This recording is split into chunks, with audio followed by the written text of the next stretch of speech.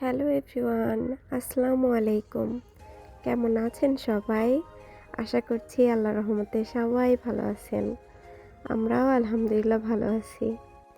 ভিডিওর শুরুতেই একটা কেক দেখালাম। আচ্ছা, কেকটা দেখে আপনাদের কি মনে হচ্ছে? আজ কার বার্থডে? আসলে আজ আমার বার্থডে। আমার তো দিন দিন বয়স বেড়েই চলেছে, তার উপরে এখন তো আমি এক বাচ্চার মা, বিবাহিত। সব কিছু মিলায়ে এখন বার্থডে কথাটা বলতে খুব বেশি আনইজি লাগছে, কিন্তু তারপরও আজ আমার জন্মদিন, এই কথাটা বলতে কারই না ভালো লাগে। জন্মদিন বলতেই যে ধরনের অনুষ্ঠান আমরা ভাবি, তেমন অনুষ্ঠান তো আমাদের কখনোই করা হয় না। এইখানে আপনারা যা যা দেখছেন সব কিছুর আয়োজন আপনাদের ভাইয়াই করেছে, তার বউকে খুশি করবার জন্য।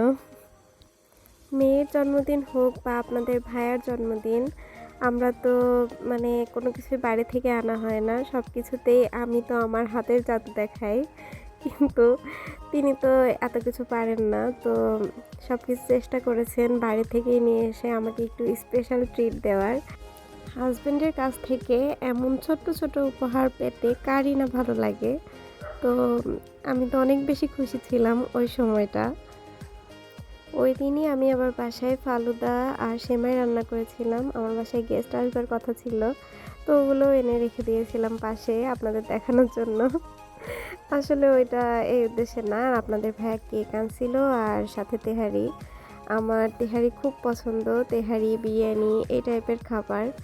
তো আপনাদের ভাইয়া চেষ্টা করেছে ওই দিন আমার পছন্দ অনুসারেই সব কিছু করবার।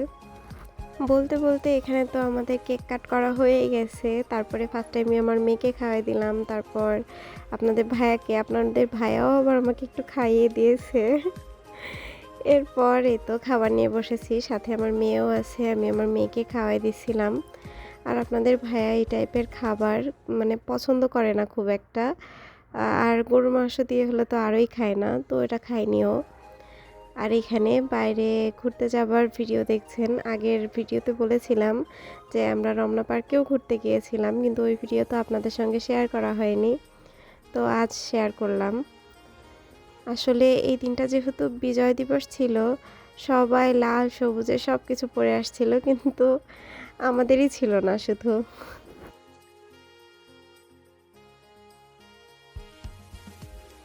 পার্কে ঢুকতেই গেটে আমার মেয়েকে তো বিজয় দিবসের একটা ট্যাগ একজন ভাইয়া পরাই দিল। তারপর আমার ভাই আমার মেয়েকে আবার এই যে গাঁদা ফুলের মালা, সাথে আরেকটা গোলাপও ছিল, এগুলা কিনে দিয়েছে। তো আমার মেয়ে এটা একবার হাতে নিচ্ছে, চুড়ি বানাচ্ছে, আবার খেলছে, এমন করছে। আর এই তো বাচ্চাদের মজাদার সব থেকে মনে হয় ওরা খুব বেশি খুশি হয় এই যে এই সেকশনটাতে আসলে। তো আমার মেয়েও বরাবরের মতো অনেক বেশি খুশি। আগেরবার যখন এসেছিলাম তখন আমার মেয়ে এই জায়গাটা কিভাবে ইউজ করে বা কিভাবে খেলতে হয় এটাই জানতো না। আর এই বছর দেখলাম যে না, আমার মেয়ে বড় হয়ে গেছে, তার এই কোলাহল বাচ্চা এগুলো খুব পছন্দ করছে। তো ইচ্ছা আছে দেখি পরবর্তীতে আরেকবার নিয়ে যাবার। আর এখানে কিছু ভাইয়া গান গাচ্ছিল। তো আমার মেয়ে তো গান বাজনা খুব পছন্দ করে, ওখানে দাঁড়ায় দাঁড়ায় শুনছিল। সাথে যখন একটা কুকুর দেখেছে, ও আবার এসে তার সঙ্গে গল্প করছে। চলেন কিছু সময় গান শুনে আসি।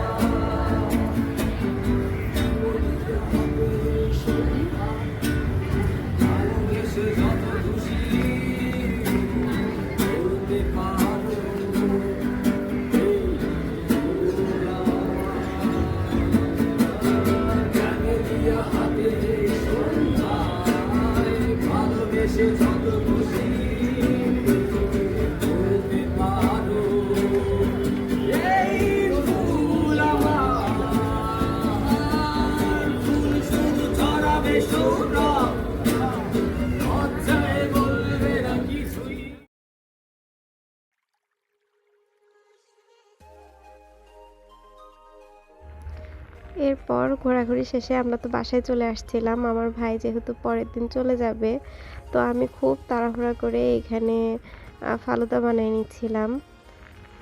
এখানে ফালুদার জন্য আমি কয়েক প্রকারের ফল সাথে বিস্কিট নিয়েছি আর কেক।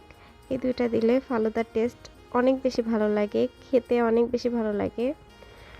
আর সাথে তো ফল ছিল এখানে বেদানা, কলা, আপেল এগুলাই ছিল, সাথে আঙ্গুরও ছিল।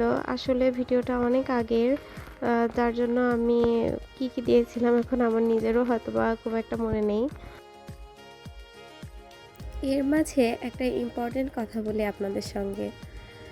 আমি দেখলাম আপনারা অনেকেই আমার ভিডিও দেখছেন, কিন্তু একটা লাইক দিতে সবাই ভুলে যাচ্ছেন। সবাই না, কিছু কিছু মানুষ। তো আমি কি আশা করতে পারি আজ আমার ভিডিওতে অনেকগুলি লাইক পড়বে? যদি আমার ভিডিওটি আপনাদের কাছে ভালো লাগে তবেই লাইক দিবেন। আপনার একটা লাইক আমার ভিডিওটাকে আরও অনেকের কাছে পৌঁছে দিতে সাহায্য করবে।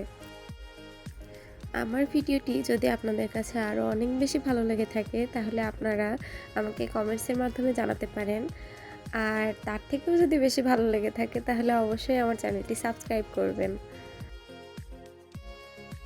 এখানে দেখছেন আমি শুধুমাত্র একটা কাস্টার্ডই বানাচ্ছি, কিন্তু আসল বিষয়টা এমন না। আমি আপনাদের দেখানোর জন্য একটু ঢং করছিলাম। তারপর ভিডিওটা মানে ফার্স্টের যে এটা দেখাবো, এটা আপনাদের দেখানো শেষ হয়ে গেলে আমি কিন্তু সবগুলি একসঙ্গে দিয়ে তারপরে আলাদা আলাদা করে দিয়ে দিয়েছিলাম, যাতে এটা আপনাদের দেখানোর জন্য। পরেরগুলো তো আমরা নিজেরাই খেয়েছি, তো এত মানে অভিনয় করার কি দরকার ছিল, তাই। এখানে আমি রোল বানানোর প্রস্তুতি নিচ্ছিলাম। আমার ভাই যেহেতু পরের দিন চলে যাবে, তো আমি খুব চেষ্টা করছিলাম যে আমি বাসায় মানে কোনো কিছু ওকে তৈরি করে খেতে দিব। তো ২-১টা আইটেম যা পেরেছিলাম, ও যেহেতু মানে আগের দিন আসছিল, মাঝে একদিন ছিল, পরের দিন সকালেই আবার চলে গেছে। তো আমার তো আসলে অনেক কিছু করার সুযোগ ছিল না এর মধ্যে, আর তার মধ্যেও আমাকে বলে আসেনি, তো এটাও শাস্তি।